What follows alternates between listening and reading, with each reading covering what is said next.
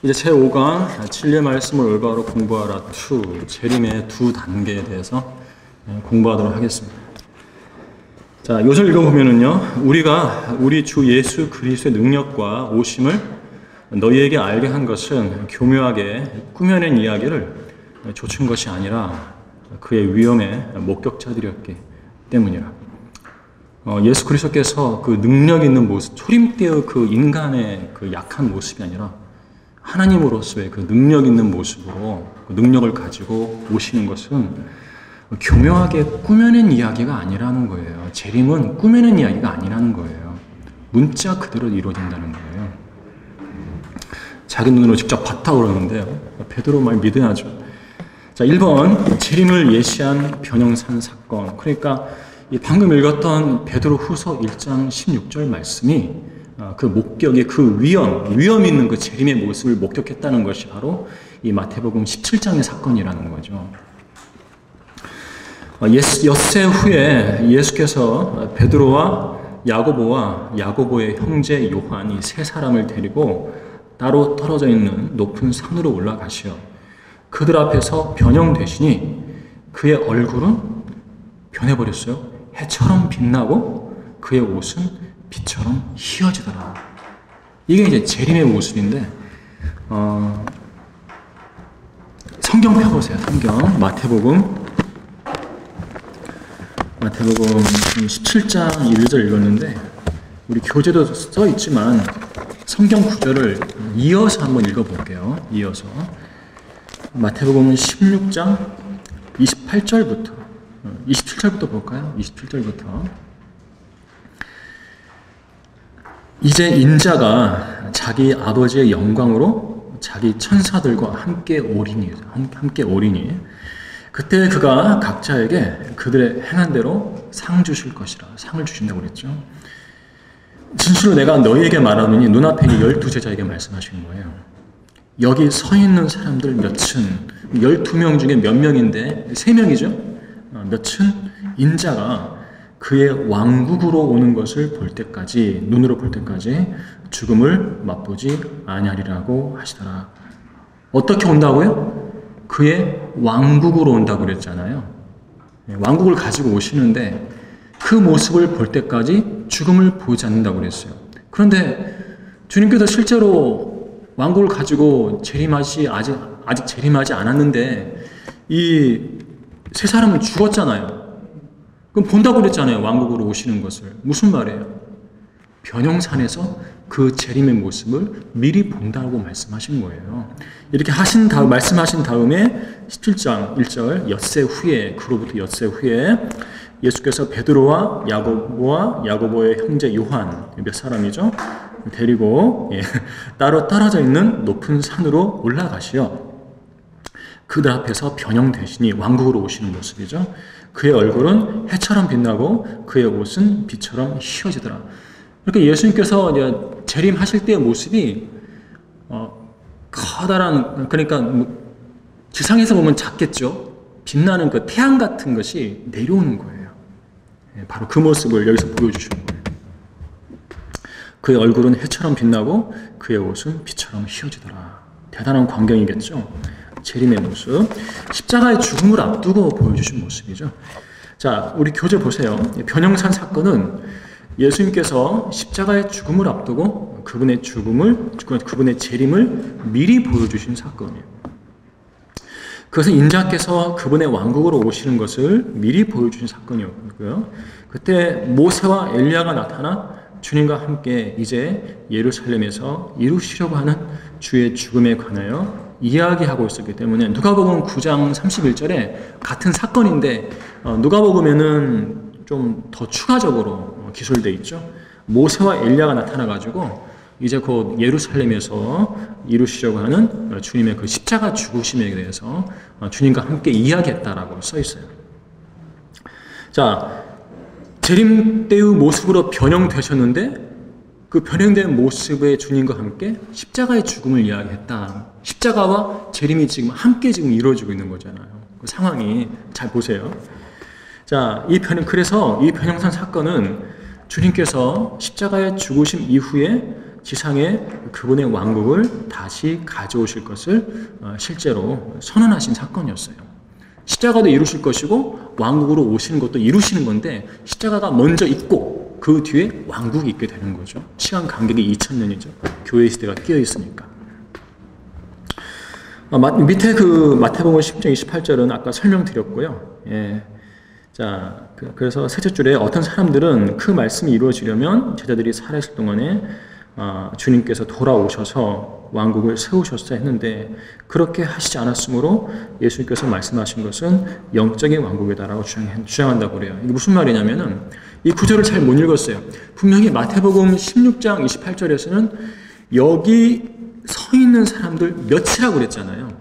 근데 이걸 읽지 못하고 12 제자가 다 주님의 재림을 봤어야 하는데 못 봤으니까 주님의 재림은 영적인 것이다 라고 해석을 해버린다는 거예요. 주님 분명히 몇 사람? 3사람이잖아요. 베드로, 야고보, 요한만 데리고 변형산에 가셔서 주님의 재림의 모습을 보여주신 거예요. 그들은 죽기 전에 재림 모습 본 거예요. 그 말씀 그대로 성취가 된 건데 엉뚱하게 12명이 다 봤어야 했는데 못 봤으니까 재림은 영적인 거다라고 해석을 해버리는 거예요. 밑에 그 미술수 부분 설명드렸어요. 예. 자, 맨 아래 줄 보세요. 예수님께서 변형되신 것은 재림을 위한 일종의 리허설이었고요. 3명의 제자들이 그의 변형산에서 목격한 것은 마치 사도 요한이 수백 년을 뛰어넘어 주의 날을 목격하고 수백 년이 아니죠. 2000년이죠. 목격하고 요한계시록에 묘사된 마지막 날들에 일어날 일들을 계시받은 것과 같다. 무슨 말이냐면은 사도 요한도 AD 약 96년경에 판모섬에서 미래의 재림대로 초자연적으로 이동해서 봤잖아요. 미리 본 거잖아요. AD 96년에 주님이 재림하신 게 아니에요. 미리 가서 본 거예요. 그리고 그 초림 때 제자들도 AD 약 29년에 주님의 재림의 모습을 미리 본 거잖아요. 미래로 이동한 것이 아니라 그냥 변형산에서 모습이 바꿔져가지고 보여주신 거잖아요. 바로 그 부분이에요. 요한이 미리 본 거나 세 제자가 미리 본 거나 리허설이다. 그런데 보세요. 요한은 어때요? 변형산에서도 봤죠. 판모섬에서도 아예 미래로 이동해서 봐버렸잖아요. 요한 누구의 예표죠? 교회의 예표예요. 교회를 특별히 사랑하신 거 하나님께서요. 요 교회의 예표인 요 사도 요한에게 재림을 미리 2번이나 보여주셨다는 것은요. 교회인 우리가 재림에 대해서 항상 대비하고 있어야 한다. 그리고 재림을 항상 관심을 갖고 공부해야 한다. 이것을 보여주고 있는 거예요. 자, 그 다음에 베드로 밑에 그 후서 1장은요. 아까 읽었으니까 넘어가도록 할게요. 자, 2번 재림의 2단계. 박스 보겠습니다. 자, 예수 그리스도의 다시 오심은 2단계로 이루어질 일인데요. 주님께서는 먼저 대기권 영역으로 오실 것이고 교회의 휴거와 관련된 사건이죠. 공중재림이라고 하고요.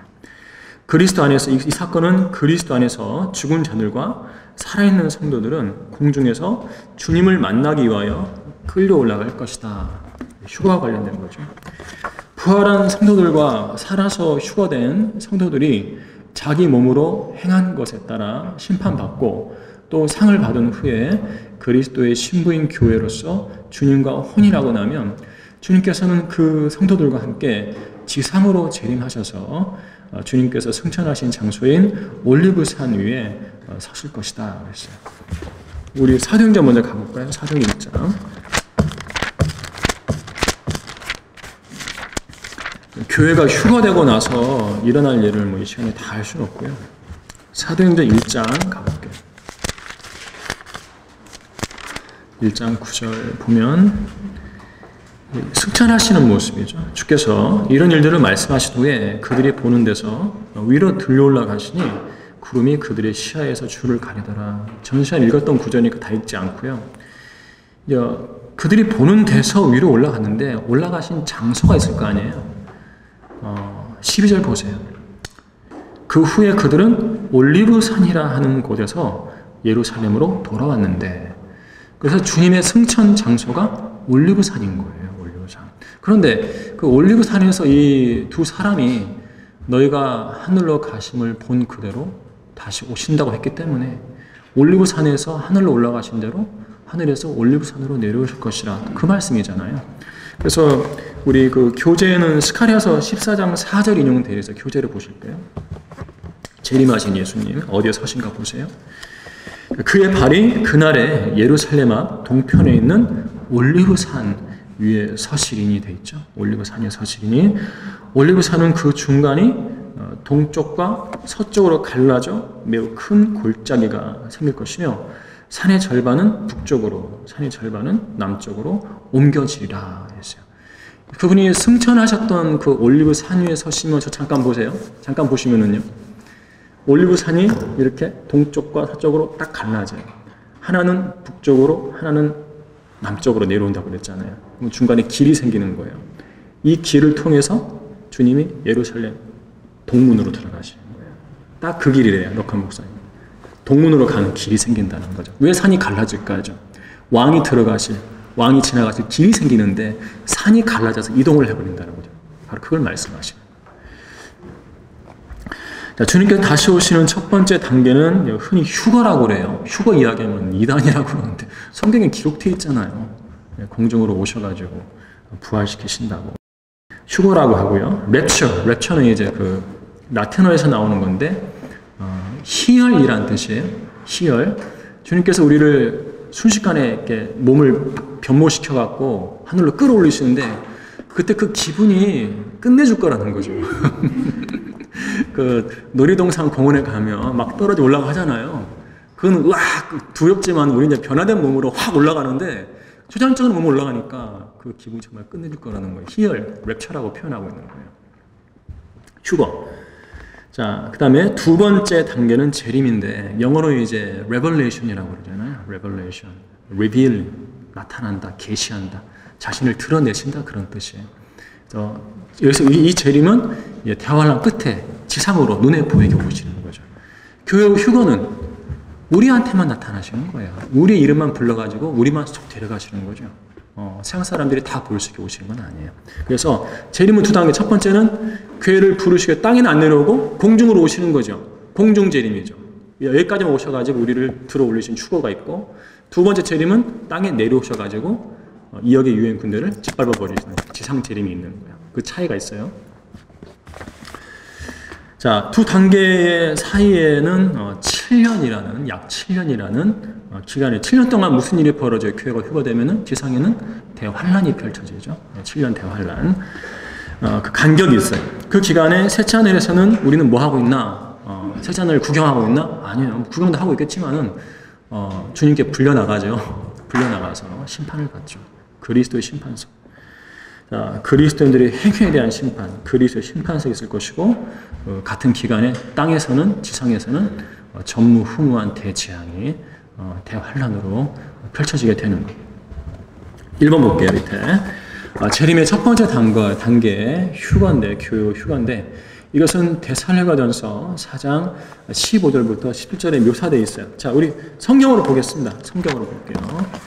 휴거가 사실인가, 사실이 아닌가, 눈으로 성경을 확인하죠. 4장 15절, 17절. 지금까지 그 휴거 날짜 잡았던 이단들이 있었잖아요. 네, 다 가짜들이죠. 성경에는 날짜 없는데 막 잡아가지고 혹세무민한다고 교회 나가지 말라고 막 그러는데, 아니에요. 이거 성경 기록된 건데 그 사람들이 틀린 거죠. 알지 못하는 시기에 오는 것이에요. 15절부터 보겠습니다. 형제들아, 잠든 자들에 관해서는 우리보다 앞서 잠든 성도들이야, 죽은 성도들, 너희가 모르게 되는 것을 원치 아니하노니 이는 너희가 소망이 없는 다른 사람들과 같이 슬퍼하지 않게 하는 것이라. 잠든 그리스도인들에게는 소망이 있어요. 왜? 부활의 소망이 있는 거죠. 언제 부활하냐면 휴거 때 부활하는 거예요. 슬퍼하지 말라는 거죠. 다시 살아나니까. 예수께서 죽었다가 다시 살아나신 것을 우리가 믿는다. 믿으시죠? 예수님이 죽었다가 살아나신 거 믿으면 그분 안에서 죽은 성도들, 잠든 성도들도 죽었다가 다시 살아나는 것은 기정사실이에요. 정해진 사실이란 말이죠. 예수께서 죽었다가 다시 살아나신 것을 우리가 믿는다면 그와 같이 하나님께서는 예수 안에서 잠든 자들도 그와 함께 데리고 오시리라. 교회가 휴가될 때요, 주님께서 셋째 날 낙원에서 데려오는 거예요. 우리보다 앞서 잠든 성도들을 데리고 오시다고 그래서 잘 보세요. 데리고 오시리라. 우리가 주의 말씀으로 너희에게 이것을 말하노니 주께서 오실 때까지, 공중재림인데요, 살아남아있는 우리가 잠들어 있는 자들보다 결코 앞서지 못하리라. 잠든 자들을 예수님이 함께 데리고 오시는데 그들보다 우리가 결코 앞서지 못한대요. 뭐가 앞서지 못하냐면 잘 보세요. 16절에 주께서 호령과 천하장의 음성과 하나님의 나팔 소리와 함께 하늘로부터 친히 내려오시리니, 공중까지만 내려오시는 거예요. 그러면 그리스도 안에서 죽은 자들이 먼저 일어나고 먼저 부활의 몸으로 바뀌어서 일어나는 거죠. 그리고 나서 그 다음에 살아남아있는 우리, 그때 살아남아있을 성도들이 있거든요. 그들은 죽음을 맛보지 않아요. 살아남아있는 우리도 공중까지 오시는 거예요. 공중에서 주와 만나기 위하여 그들과 함께 구름 속으로 끌려 올라가리니, 그냥 끌려 올라가는 것이 아니라 몸이 바뀌어서 끌려 올라가는 거죠. 이 몸으로는 안 돼요. 올라가다 붙어버리잖아요. 그렇죠? 바뀌어서 가는 거예요. 그리하여 우리가 영원히 주와 함께 있으리라. 이것이 이제 휴거예요. 휴거 사건이죠. 죽은 성도들이 먼저 부활해서 올라가면 그 뒤를 따라서 우리가 몸이 바뀌어서 올라가는 거죠. 이것이 첫 번째 재림이죠. 공중재림. 재림의 두 단계. 자, 보세요. 그 다음 우리 교재 보시면은요, 교재 보시면 휴거가 두 단계로 이루어진다는 걸 알 수가 있어요. 44페이지에 그 번호를 붙여놨어요. 제가 보시면은 1번 그리스도 안에서 죽은 자들의 부활이 먼저 일어나고, 2번 살아있는 성도들이 휴거되는 거예요. 몸이 바뀌어서 함께 올라가는 거죠. 부활하는 성도들도 휴거됩니다. 위로 올라가요. 부활과 휴거로 나눠서 설명했죠. 이 점은 그 나사로의 장례식에 가시는 예수님께서 나사로의 누이 마르다에게도 하신 말씀이에요. 뭐라고 그러셨냐면, 나는 부활이요 생명이니 나를 믿는 자는 죽어도 살 것이며 죽었다가도 부활한다 이거죠. 잠든 성도들의 부활. 또 살아서 나를 믿는 자는 누구나 영원히 죽지 아니하리라. 죽지 않고 영원히 살 사람이 있는 거죠. 휴거 때 살아있을 성도들, 우리가 가능성이 크죠. 안 죽는다면 몸이 변화된 채로 주님께로 올라가 버리는 거죠. 살아있는 성도들의 휴거. 네가 이것을 믿느냐라고 마르다에게 물으셨어요. 주님뿐이 아니에요. 사도 바울도 기록을 했어요. 휴거에 두 가지 요소가 있다고 고린도서 15장에서 번호 붙여놨거든요. 보라, 내가 너희에게 한 가지 신비를 말하노니 우리가 다 잠잘 것이 아니요 오히려 우리가 모두 변화될 것이니, 마치 마지막 나팔 소리에 눈 깜짝하는 순간에 그러하리라. 나팔 소리가 나면 죽은 자들이 썩지 아니하는 몸으로 일으켜지며 우리도 변화되리라. 나눴죠. 죽은 성도들은 썩지 아니하는 몸으로 부활한다, 살아난다 이거죠. 우리는요, 우리도 살아난다 하지 않고 우리도 변화되리라고 그랬잖아요. 우리는 몸이 변화가 되는 거예요. 그리하여 1번 이 썩을 몸이 반드시 썩지 아니할 몸을 입고, 무덤에 묻히면 썩잖아요. 그래서 그리스도 안에서 잠든 성도들의 부활, 썩지 아니할 몸으로 부활한다는 거죠. 2번 이 죽을 몸이 앞으로 죽게 되는데 이 죽을 몸이 반드시 죽지 아니할 몸을 입으리라. 죽음을 맛보지 않을 몸으로 바뀐다는 거죠. 살아있는 성도들의 휴거예요. 이 썩을 몸이 썩지 아니함을 입고 또 이 죽을 몸이 죽지 아니함을 입게 되면 그때 사망이 승리 속에 삼킨 바 되었느니라고 기록된 말씀이 이루어지리라. 오 사망아, 너의 쏘는 것이 어디 있느냐? 살아있는 성도들은 안 죽죠. 사망이 우리를 엄습하지 못해요. 살아있는 성도들의 휴거죠. 오 음부야, 그레이브. 사람이 죽으며 가는 곳을 이제 영어 성경에서 그레이브라고 그러는데, 음부죠, 음부. 무덤이 될 수도 있고 지하세계 낙원도 될 수 있는데, 음부야, 너의 승리가 어디 있느냐? 갇혀있던 성도들이 나온다는 거죠. 죽은 성도들의 부활을 말하는 거예요. 네, 그렇죠. 이것이 공중 재림 때 있을 휴거의 두 가지 양상입니다. 죽은 성도들의 부활하고 살아있는 성도들의 몸의 변화, 휴거. 자, 휴거 때 주의 호령과 천사장의 음성과 하나님의 나팔 소리가 날 것이지만, 그리스도 안에서 죽은 성도들과 살아있는 성도들 외에는 아무도 그 소리를 알아듣지 못해요. 예, 엄청난 천음 소리 같은 게 나는데 우리만 알아듣는다는 거예요. 다른 사람들은 그냥 우르르 꽝꽝 하는 것처럼 들을 거라는 거죠. 자, 이것을 어디서 알 수 있어요? 하나님께서 이제 예수 그리스도께 초림 때 말씀하셨을 때 그 음성을 그리스도께서는 알아들으셨으나 곁에 있는 사람들은 천둥 소리인 줄 알았거든요. 요한복음 12장 28절 29절. 하나님의 음성은 성경에서 천둥 소리로 묘사되고 있어요. 또한 주님께서 다마스커스로 향하던 사울에게 나타나셔서 그에게 말씀하셨을 때 그와 동행하던 사람들은 소리는 들었으나 알아듣지 못하고 아무도 보지 못한 채 서 있기만 했어요. 그러나 그리스도 안에서 잠든 성도들은 분명히 그 소리를 들을 것이요. 다마스커스로 가던 길에서 사울만 알아들었거든요. 사울만 예수님과 대화를 하는 거예요. 주변 사람들은 못 알아들었어요. 이 현상이 교회 휴가 때 우리의 이름을 부르실 때 일어날 거라는 거예요. 우리만 주님의 그 천둥 같은 소리를 알아들을 거라는 거죠. 자, 무덤 속에 묻혀진 성도들도 알아듣고 깨어나 일어날 거라는 거예요. 자, 밑에 박스 보세요.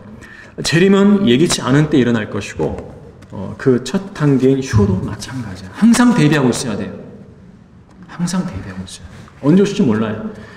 주님께서 다시 오실 정확한 시기를 알 수 없는 이유는 주님께서 도둑같이 오실 것이기 때문일 거예요. 도둑은 자기가 언제 온다고 예고하지 않죠. 또한 도둑은 무언가를 훔치려는 목적을 가지고 오는데 집안에 있는 물건을 다 가져가는 것이 아니라 돈이 되는 것만 가져가잖아요. 귀중한 물건들, 곧 보석, 금, 은, 귀한 의복품만 가져가요. 자, 도둑은 훔치러 들어간 집에 마냥 머물러 있지 않고 물건만 확보되면 즉시 떠나죠. 예수님의 공중책임도 마찬가지예요. 다 데려가지 않아요. 주님께 귀한 사람만 데려가는 거예요. 우리 그리스도만 데려가신다고요. 그리고 오래 머무시나? 아니요. 불러 올렸으면 그냥 가시는 거예요. 뭐하러 세상에 있어요? 세상에는 무슨 일이 나요? 대환란이 펼쳐지는 거예요. 있을 이유가 없어요. 그냥 가시는 거예요. 세상으로. 도둑이 훔쳐가는 것보다 훨씬 많은 물품, 즉 집이나 집안의 가구들을 남겨두듯이 주님께서도 휴거 때는 수많은 죄인과 이교도들을 이 땅에 남겨두실 것이고 그래서 데려가실 사람들은 상대적으로 적을 것이다 라는 거죠. 휴거는 선별적으로 이루어지기에 성도들과 믿지 않는 자들을 분리하는 것은 물론이요. 남편과 아내, 육신의 형제 자매들과 친구와 친구를 분리할 것이다. 같이 교회를 나가도요. 남편이 구원받지 않았으면 아내만 데려가시는 거예요. 같이 침대에 누워있다가 잠자고 있는데 아내만 데려가시는 거예요. 남편은 땅에 남아가지고 대환란을 통과하는 거죠. 무섭죠. 친구랑 같이 이야기하고 있는데 카페에서 구원받은 사람만 쏙 데려가시는 거예요. 카페에서 커피 마시다가 없어요, 사람이. 이런 일이 벌어지는 거죠. 자, 대비해야죠. 근데 이 일은 순식간에 아까 고린도서 15장에서 눈 깜짝할 순간에 그렇게 된다고 그랬잖아요. 눈 깜짝했는데 없어요, 사람이. 자, 순식간에 그야말로 눈 깜짝하는 순간에 전 세계적으로 일어날 것이에요. 밤에 천둥 소리가 나가지고 이렇게 뒤척였는데 그냥 잤는데 아침에 깨보니까 아내가 없어요. 그런 일이 일어난다니까요. 자, 2번. 자, 누가 휴거되는가? 이겠습니다. 누가 휴거되는가? 휴거를 아예 믿지 않죠. 배경한 기독교계는. 교회만 나가지 주여 주여만 하지 안 믿어버려요. 성경에 분명히 기록되어 있는데 교회가 대환란을 통과할 것이라고 주장하거나 깨어 기다리는 성도들만 환란 전에 휴거되고 나머지는 환란을 통과한다고 주장하는 이단들도 있어요. 깨어있는 성도들만 휴거된다고 주장하는 자들은 그 주장의 근거로 히브리서 9장 28절을 제시하는데 이거는 환란 성도들 대환란 시대 교리예요. 두 번째는 자기를 바라는 자들을 구원에 이르게 하시려고 죄 없이 나타나시라 했어요. 이것은 이제 지상에 내려오시기 전에 대환란을 통과한 환란 성도들을 휴거시키려고 오시는 거거든요. 좀 더 세분하면 여러 단계가 있는데, 자, 그러니까 대환란 성도들은요, 환란을 통과하는 성도들은, 유대인 환란 성도들은 주님이 이제나 저제나 오시나 어디에 오시나 살피고 있어야 돼요. 이 바라다가 이제 그 영어로 하면은 look for거든요. look for. 눈을 어떤 대상을 향해서 있는 거죠. 찾는 거예요. 어디에 오시는지. 그래야만 구원을 받을 수가 있어요. 휴거되는 거죠. 이것을 교회 시대에 그리스도인들이 가져와서 적용을 해버리면 교회가 환난을 통과하면서 주님이 다시 오는 것을 간절히 바라야만 그 사람만 하늘로 올라간다. 그런 이단 교리가 나오는 거죠. 틀렸죠. 자, 보세요. 히브리서는 교회 시대에서 환난 시대로 넘어가는 과도기적 책, 전환기적 책. 그래서 이 책에는 교회 시대의 교리가 보이기도 하고 대환란 때의 교리가 보이기도 하는 거예요. 자, 따라서 이 구절은 교회 시대의 성도들과 관계없고요. 대환란 때 믿음과 행위로 끝까지 견디면서 주님의 다시 오심을 바라고 있을 환난 성도들에게 적용되는 거예요. 요한계시록 보면 나오잖아요. 한번 볼까요? 한 구절만 볼게요.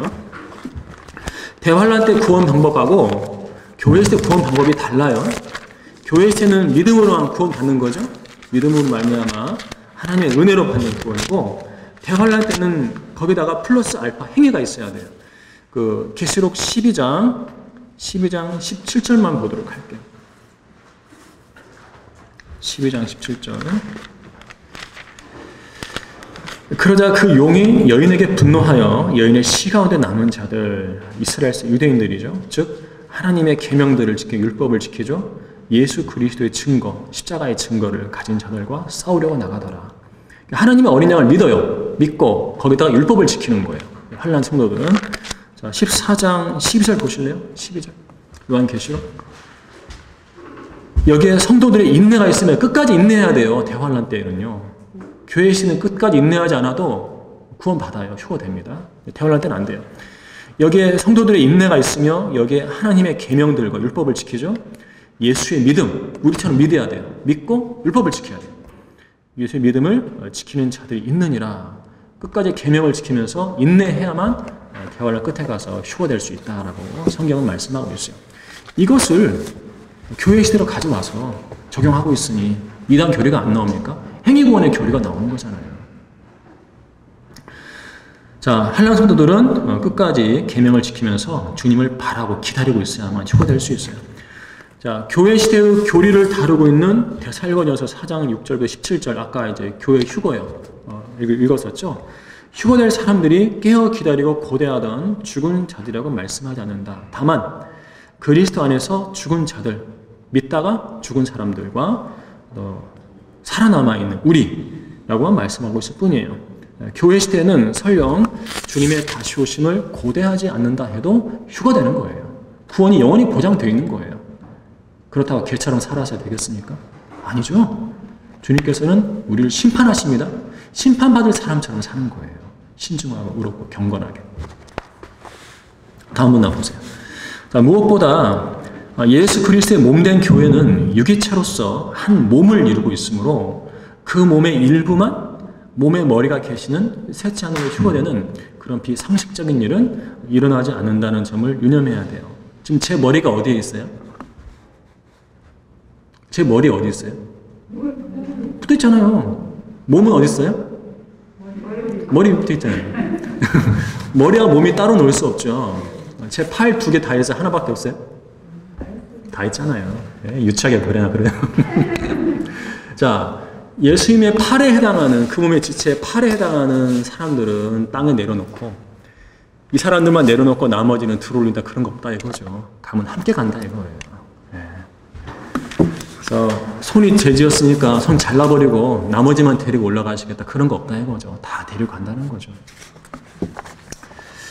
자, 그런 비상식적인 일은 일어나지 않는다. 자, 우리 고린도서 12장 12절 13절. 몸은 하나인데 많은 지체가 있고 한 몸의 지체는 많아도 모두 한 몸인 것처럼 그리스도께서도 그러하시니라. 예수 그리스도도 한 몸이다라는 거죠.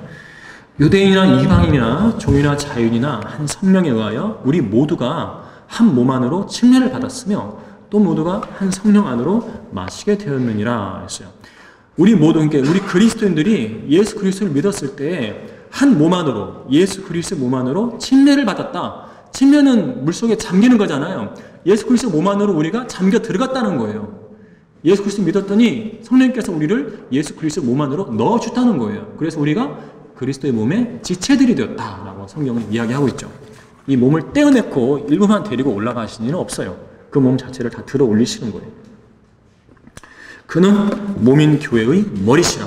예수 그리스도는 교회의 머리시고 교회는 그 머리의 몸이고 함께 움직인다 이거죠. 그리스도 몸이 나눠지는 것은 생각할 수 없다. 자, 넘어갈게요. 밑에 박스 보세요.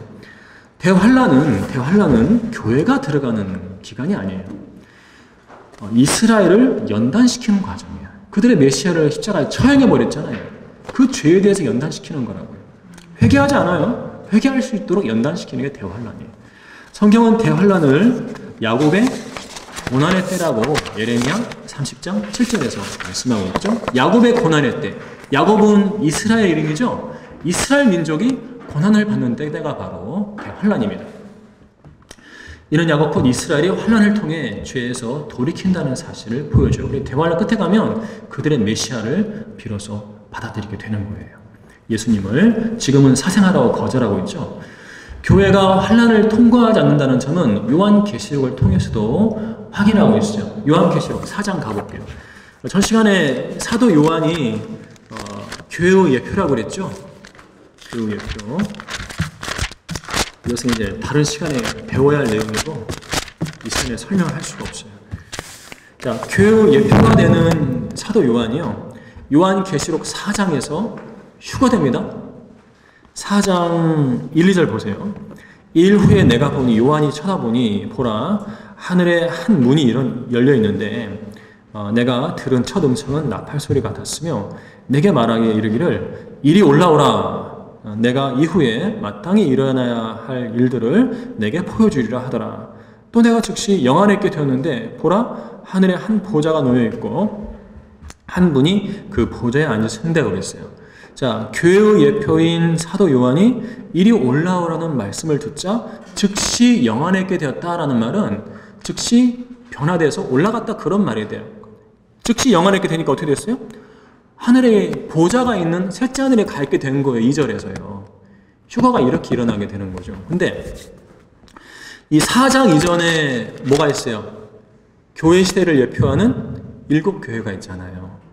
7교회가 바로 교회 시대를 예표하고 교회 시대가 끝나고 교회를 예표하는 사도 요한이 올라가 버리잖아요. 휴거되는 거죠.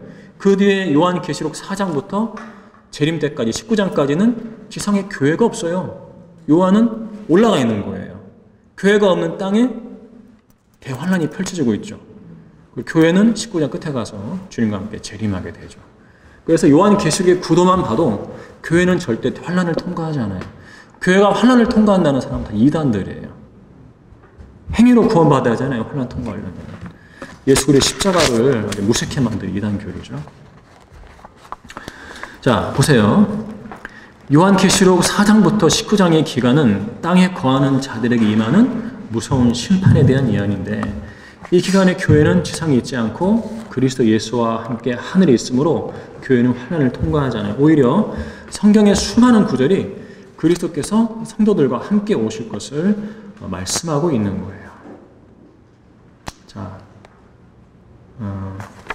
잠깐만요. 시간이 되네. 우리 골로새서 3장 찾아보겠습니다. 골로새서. 우리가 주님과 함께 온다고 말하고 있어요. 환난을 통과하는 것이 아니라 환난 끝나고 함께 내려온다. 골로새서 3장 4절 보세요. 나타나신다는 표현 주목하세요. 나타나신다는 표현은 대부분 지상 재림이에요. 자, 우리의 생명이신 그리스도께서 나타나실 때 그때 너희도 그와 함께 영광 가운데 나타날 것이라. 함께 나타난대요. 함께 나타나려면 우리는 셋째 하늘로 올라가 있어야겠죠. 그리고 심판석을 거치고 어린 양 혼인쇼 끝나고 함께 나타나야 돼요. 대환란을 통과하고 있으면 안 돼요. 자, 그 다음에 데살로니가 전서 보세요. 데살로니가 전서. 재림이 우리가 많이 공부했다고 하지만 아직도 몰라요. 여러 가지 나오잖아요. 데살로니가 전서 3장 13절 보세요. 3장 13절. 자, 우리 주 예수 그리스도께서 그의 모든 성도들과 함께 오실 때 함께 오시죠. 성도들과 함께 오시죠. 하나님 곧 우리 아버지 앞에서 거룩하며 흠없도록 너희 마음을 경고케 하시길 바라노라. 이것은 이 구절을 해석할 때는요, 그리스도의 심판석의 결과로 이미 7년 동안 이제 심판을 받죠. 교회가 심판석의 결과로 씻겨져서 정결케 되어서 거룩함에 흠이 없는 상태가 된다라는 거죠. 그걸 지금 놓고 바울이 기도한다, 바란다라고 말씀하고 있는 거예요. 그래서 우리는 거룩함에 흠이 없는 상태로 모든 성도들과 함께 오게 되는 거죠. 지상 재림을 이야기하고 있어요. 그리스도의 심판석을 거친 뒤에 거룩함에 흠이 없는 상태로 오게 된다. 그런 구절이고, 그리고 우리 교재에 4장 14절을 그냥 없애세요. 관계없으니까 없애시고 없애고 유다서 볼게요. 4장 14절만 없애시면 돼요. 유다서 1장 14절. 아까 읽었던 건데요. 아담의 7대손 에녹도 이들에 대하여 예언하여 말하기를, 보라, 주께서 수많은 성도들과 함께 오시더니, 왜 오냐면 이는 모든 사람을 심판하려고 오시는 거죠. 재림이죠. 재림 때에는 그때까지 존재했던 모든 성도들과 함께 오는 거예요. 교회는 이미 셋째 하늘로 가 있어야 하는 거죠. 환난을 통과하지 않아요. 3번 보세요. 자, 휴거와 재림 사이에 약 7년의 기간 사이에 셋째 하늘에서 일어나는 일들이죠. 우리에게는 현실적으로 중요한 거죠. 우리가 얼마 안 남았어요. 에워싸는 죄를 벗어버리고 인내로 우리 앞에 놓인 경주를 하자. 죄를 지면 안 되는 거예요. 죄를 지어도 주님께서 이 면류관 안 주시는 거예요. 나를 둘러서는 쉽게 에워싸는 거 있잖아요. 내 생활 환경에서 그걸 제거시켜야 돼요. 제거시키고 내가 그리스도인으로서 잘 달려갈 수 있는 것만 갖다 놓고 사는 거죠. 그런 믿음의 자세, 이런 사람 주신다는 거예요. 썩자나 면류관. 자, 그 다음 보세요. 교재. 성경에 제시된 규칙대로 달리되, 디모데후서 2장 5절도요. 이것은 이제 규칙대로 하라고 있어요. 규칙대로 달리되 불확실하게 달리지 말고 자기 앞에 놓인, 또 히브리서 10장 2절로 왔죠. 자기 앞에 놓인 각자의 경주로 해서 열심히 달려한다. 상을 얻게 되도록. 하나님께서 우리 개인에게 부여하신 섬김의 자리가 있어요. 그 경주로가 있어요. 남의 거 신경 쓰면 안 돼요. 시기하고 질투하면 안 돼요. 나에게 주신 그 경주를 끝까지 달리면 내가 그 경주로 끝에서 썩지 않을 면류관을 받는다는 거예요. 나보다 더 많은 일 한 사람, 나보다 더 잘나 보이는 사람, 그 사람에게 주시는 것이 아니라고요. 그 사람은 경주로가 있어요. 나는 내 경주로가 있는 거예요. 끝까지 달리세요. 주신다는 거죠. 바로 그거예요. 잘 유념하시고, 어렵습니다. 그래서 막 대충 막 연말 성과급 잔치하듯이 기업에 하듯이 주는 거 아니에요. 다 판단하고 재서 주시는 거예요. 5가지 면류관. 그래서 뭐 구령 열심히 하시면 목사 안 해도요, 이거 한 4가지는 받을 수 있어요. 4가지. 자, 보세요. 그 다음 밑에 보세요. 또한 휴거와 재림 사이에는 그리스도의 심판석 뒤에 치러질 어린 양의 혼인식도 있죠. 기뻐하고 즐거워하며 그분께 존귀를 돌리세. 이는 어린 양의 혼인식이 다가왔고 그의 아내도 자신을 예비하였습니다. 아내는 우리 그 교회를 가리키는 거죠. 이제 그녀에게 허락하사 정결하고 흰 세마포를 입게 하셨으니, 세마포는 성도들의 의라. 하나님의 의가 아니에요.